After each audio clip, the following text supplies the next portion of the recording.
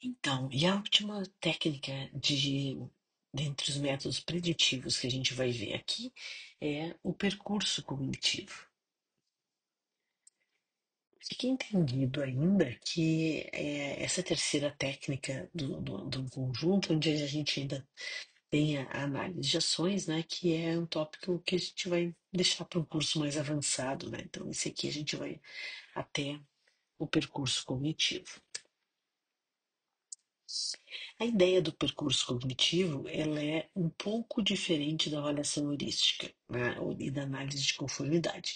Então, no percurso cognitivo, o designer e os avaliadores especialistas, então, essa é uma técnica que também não é com o usuário, né? Então, tanto o designer como os avaliadores especialistas, eles simulam tarefas que são típicas do usuário. E eles fazem isso verificando se a cada passo o usuário teria condições ou não de seguir a próxima ação correta, né? Também, também é, de certa forma, um método de inspeção. Porém, ele tem um enfoque diferente. Ele aqui está mais focado na facilidade do aprendizado, né, do que numa inspeção que é completa, que nem é na análise heurística. Então, o processo do percurso cognitivo passa por a gente caracterizar o usuário, né, entender quem ele é, definir tarefas que sejam tarefas típicas dele e identificar no protótipo o que ele precisaria fazer, né, para realizar essas tarefas. Então, é isso. Começa identificando o usuário, né, identifica tarefas e colhe informações a partir do entendimento de que a gente mesmo está fazendo o papel do usuário, né?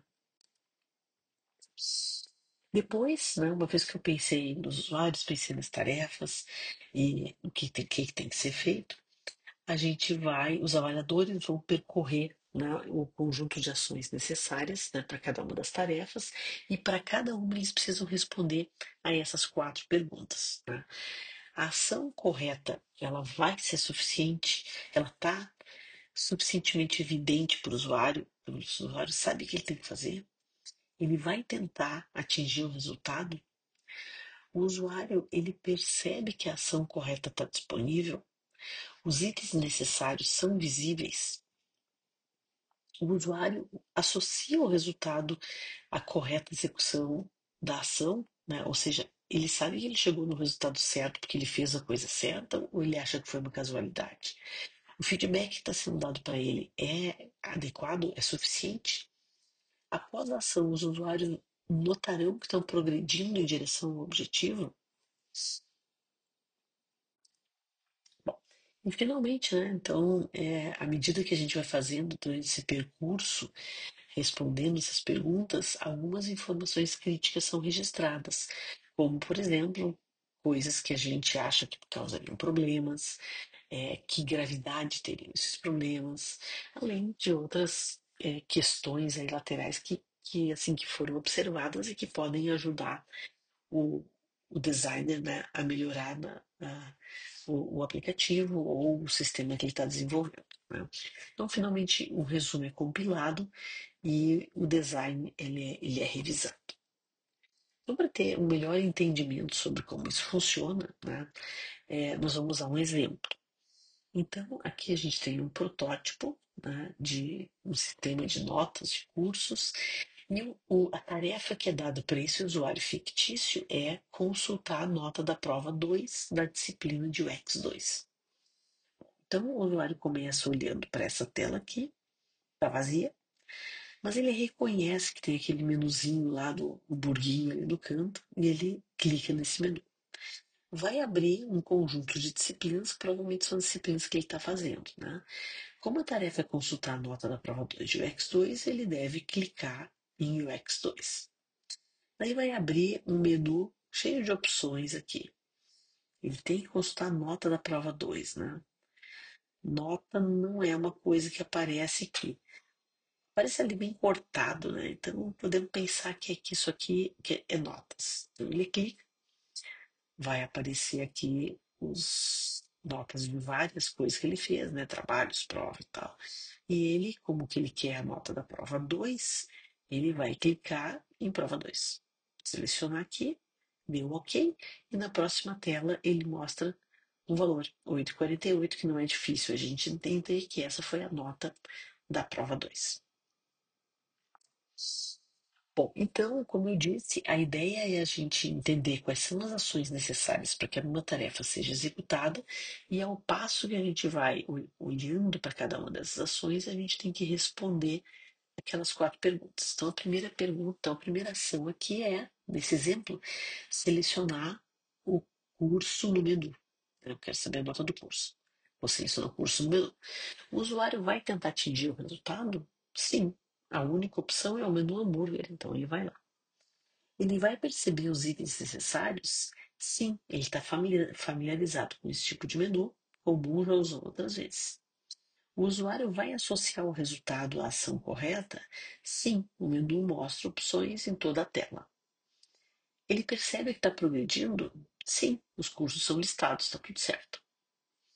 A segunda ação vai ser tocar no botão Notas. O usuário vai tentar atingir o resultado? Sim, tem botões bem visíveis. Ele percebe os itens necessários? Não, porque lembra que o botão Notas tinha ficado cortado lá, né? Então ele mais ou menos chutou. O usuário vai associar o resultado à ação correta? Sim, aparece uma lista de avaliações. E ele percebe que está progredindo? Sim, as notas de prova estão todas ali listadas. Depois ele vai ter que selecionar a prova desejada. Ele vai tentar atingir o resultado? Também sim, tem uma lista de avaliações do curso. Ele percebe os itens necessários? Talvez não, porque a tabela não parece uma tabela clicável, aquela tabela de notas, né? O usuário vai associar o resultado à ação correta? Sim, porque finalmente a linha selecionada muda de cor. E ele percebe que está progredindo? Não, não, porque não aparece a nota.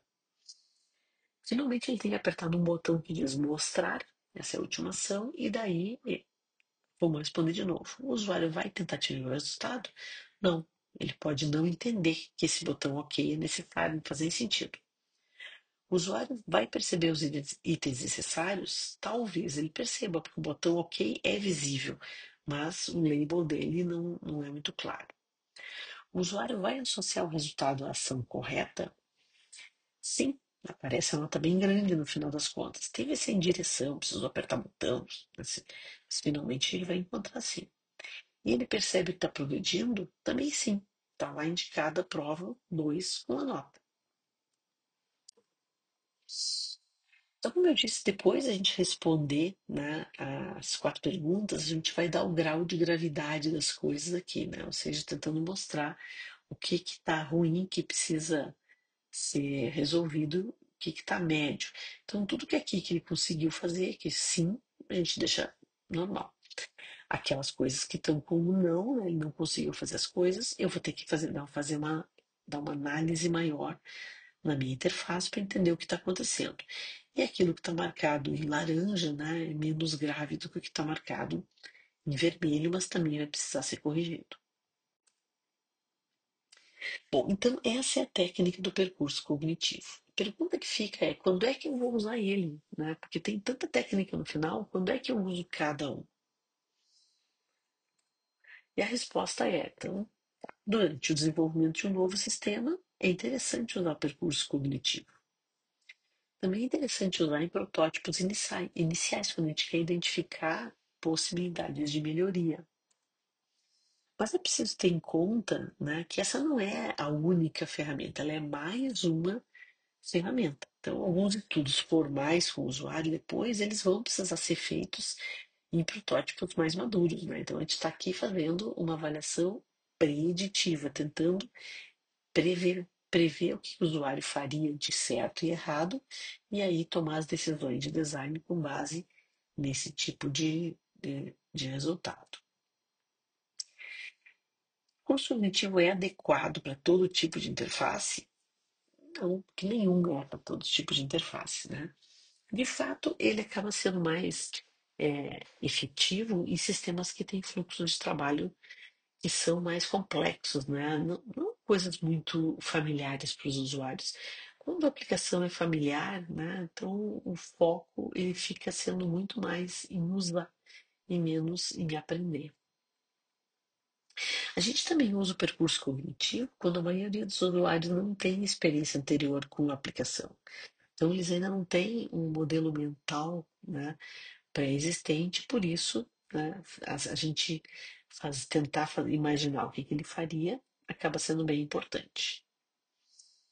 E, finalmente, é importante a gente dizer que ele não é tão bom, né, para sistemas que já usam padrões de projeto conhecido, porque assim, se eu já conheço a interface, né, de outras experiências, então eu não tenho por que fazer o percurso cognitivo. Se a gente finalmente comparar os resultados do percurso cognitivo com o da avaliação heurística, né, tem algumas coisas parecidas e outras mais diferentes. Então, a avaliação heurística é uma avaliação feita do ponto de vista de um analista, ao passo que o percurso cognitivo, por mais que ele seja executado por um especialista, o especialista ele tem que se passar por um novo usuário. O objetivo da avaliação heurística é a gente ter uma usabilidade geral, né, global, ao passo que do percurso cognitivo é a facilidade de aprender. O escopo da avaliação heurística é um escopo global que serve para todo o sistema, ao passo que o percurso cognitivo, em geral, é usado em uma atividade-chave específica quando eu quero testar uma nova interface. E o método, né, avaliação heurística é uma avaliação de interface comparando ela com guidelines, confrontando ela a guidelines, ao passo que o percurso cognitivo, né, é a exploração do comportamento e das reações potenciais dos usuários do sistema. Então, uma é orientada a tarefas, a outra não é. Então, dessa forma, a gente encerra aqui, né, o, esse conteúdo, né, tendo olhado três técnicas preditivas para avaliação de interface. Agora, a gente vai exercitar isso, então, antes de falar das técnicas de avaliação com o usuário.